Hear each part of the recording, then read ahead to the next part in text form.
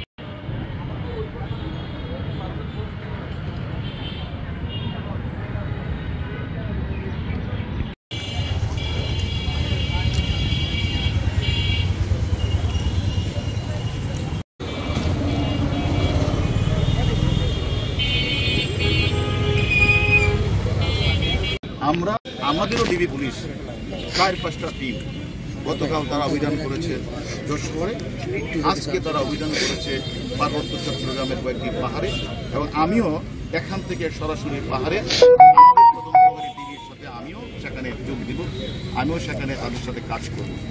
আমি মনে করি আমাদের তদন্তকারী টিম 4-5টা টিম বাংলাদেশের প্রত্যেকটি জায়গায় কিন্তু অভিযান পরিচালনা করছে। আমি মনে করি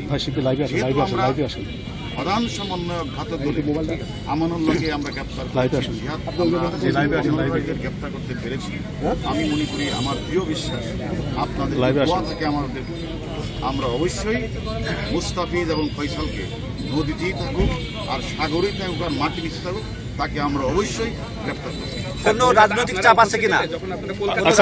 আমরা জানতে পেরেছি যে ইতিমধ্যে আপনারা জেলা আওয়ামী লীগের সেক্রেটারি সাজুগরি মিন্টুকে জিজ্ঞাসাবাদের জন্য নিয়েছেন, এখন তার ব্যাপারে একটু বুঝতে আমাদেরকে জানাবেন আপডেট বিষয়ে। আসলে দেখেন, আমাদের কাছে চাপ আছে কিনা আপনাদের উপরে? যদি চাপ থাকতো তাহলে আমরা এই অল্প কিছুদিনের মধ্যে এত বড় অ্যাচিভমেন্ট করতে পারতাম না। আমরা ঘটনা ঘটার পরপরই আমরা ঢাকার মাটিতে 3 জন মূল কিলার সহ 3 জন সিয়ামকে নেপাল এবং ইন্ডিয়ান পুলিশ গ্রেপ্তার করেছে। এত দ্রুত সময়ে আমি মনে করি এগুলি গ্রেপ্তার হতো না। পাশাপাশি আপনারা এটাও জানেন কিনা জানি না, এই যে তার মধ্যে 4 জন বিজ্ঞ আদালতের ম্যাজিস্ট্রেটের সামনে তারা 164 করে স্বীকারোক্তিমূলক জবানবন্দি দিয়েছেন। এই স্বীকারোক্তিমূলক জবানবন্দির প্রেক্ষিতে যাদের নাম আসছে শুধু তাদেরকে আমরা আদালতের অনুমতি জিজ্ঞাসাবাদ করছি। আপনাদেরকে একটা কথা পরিষ্কার বলতে চাই, আমরা অযথা, আমি আগেও বলেছি, আমরা অযথা কাউকে হয়রানি করবো না, ডাকাডাকি করবো না। তবে এটাও আপনাদের কাছে বলতে চাই, এই ঘটনার সাথে যে সকল অপরাধীরা জড়িত, কেউ হত্যাকাণ্ডে অংশগ্রহণ করেছে, কেউ মাস্টার মাইন্ড ছিল, কেউ অর্থ দিয়ে সহায়তা করেছে, তথ্য গোপন করেছে, আলামত নষ্ট করার চেষ্টা করেছে, যদি আমাদের তদন্তে যদি এ ধরনের প্রমাণিত হয় যে যারা জড়িত কাউকে, তারা যদি দোষী প্রমাণিত হয় তাদেরকে কাউকে ছাড় দেওয়া হবে। মাস্টার মাইন্ড বলা হচ্ছে শাহিন, এর নিয়ে আসার ব্যাপারে আপনাদের কতটুকু? আসলে দেখেন, আমরা মাস্টার মাইন্ড যে আপনারা যার কথা বললেন শাহিন, উনি মার্কিন যুক্তরাষ্ট্রের পাসপোর্ট উনি অলরেডি নিয়ে রেখেছে।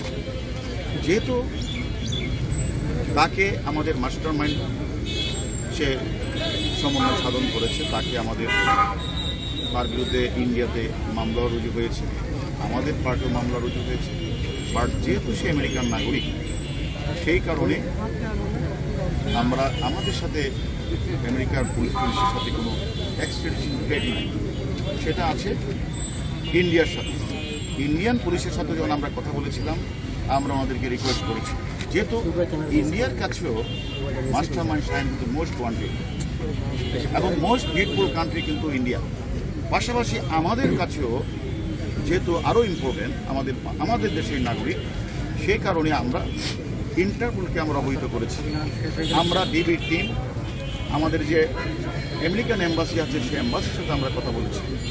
আমরা মনে করি, আমরা সকলেই চেষ্টা করছি, আমরা মনে করি আমরা ইন্ডিয়া চেষ্টা করছি। আমি মনে করি তাকে ফিরিয়ে আনা যাবে।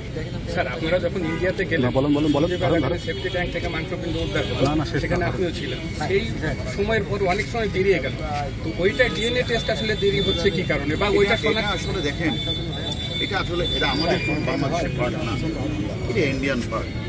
তারা তো আসলে খুব ভালো তদন্ত করছে, তারা ঘটনাগুলিকে তারা বিভিন্ন জায়গাগুলিতে আলামত করার জন্য আপনার চেষ্টা করছে, এবং তারা সিয়ামকে নিয়ে জাহিদকে নিয়ে বিভিন্ন জায়গায় অভিযান পরিচালনা করছে, এবং ওনারা অলরেডি আমাদের বাংলাদেশের যে আমাদের জনপ্রিয় যে সাংসদকে হত্যা করা হয়েছে তার মেয়ে, অর্থাৎ ভিকটিমের মেয়ে সাথে কিন্তু তারা একাধিকবার যোগাযোগ করেছে, এবং যেহেতু আমি শুনেছি যে ভিকটিমের মেয়ে অসুস্থ থাকায় তার যেহেতু একটু দেরি হচ্ছে, অত শীঘ্রই যাবে, সেখানে গেলে তো ডিএনএ টেস্ট হবে। এটা আমাদের কোনো পার্ট না, সেটা হলো ইন্ডিয়া যে সময় প্রয়োজন মনে করে সে সময়। আমার একটা প্রশ্ন আছে যে এখন পর্যন্ত আসলে আমরা কারণটা আসলে ক্লিয়ার হতে পারছি, তার কারণটা আসলে কি মনে করছেন ক্লিয়ার হতে? আমরা তো এখন মামলাটা শেষ হয় নাই, মামলাটা চলছে।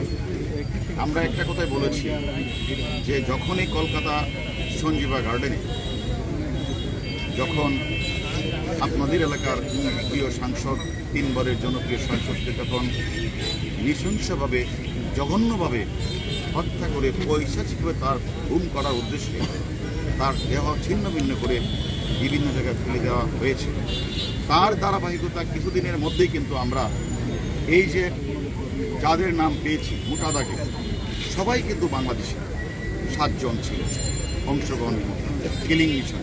তার মধ্যে আমি তো বলেছি অলরেডি 5 জন ইন্ডিয়া পার্টি আমাদের পার্টি গ্রেফতার হয়েছে, 4 জন অলরেডি অনসিক্সিবল করেছে। আমাদের অনেক অ্যাচিভমেন্ট অর্জিত হয়েছে। তবে আপনারা যে কথাটা বলেছেন যে বাকি 2 জন যে কিলার বাকি আছে, যে আমরা আমাদের টিম কিন্তু বসে সারা বাংলাদেশে অভিযান পরিচালনা করছে। আমরা মনে করি, আমি তো আপনাদেরকে বললাম, আমরা আশা করছি আপনাদেরকে যদি আপনারা আমাদের দোয়া রাখেন, আমাদের প্রতি যদি ভালোবাসা রাখেন,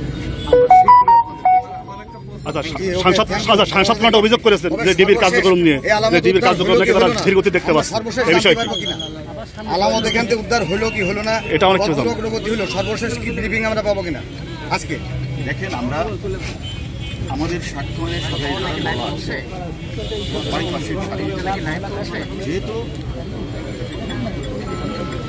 এই মামলার একজন আসামি কামাল আহমেদ গ্রুপের বাবু কাছে উনি 164 করে শিকারুজ্জামান মুদি দিয়েছেন। সেই জবানবন্দিতে উনি কোথায় কোথায় ফেলেছেন সে কথাগুলি বলেছেন। সেহেতু আমাদের তদন্তকারী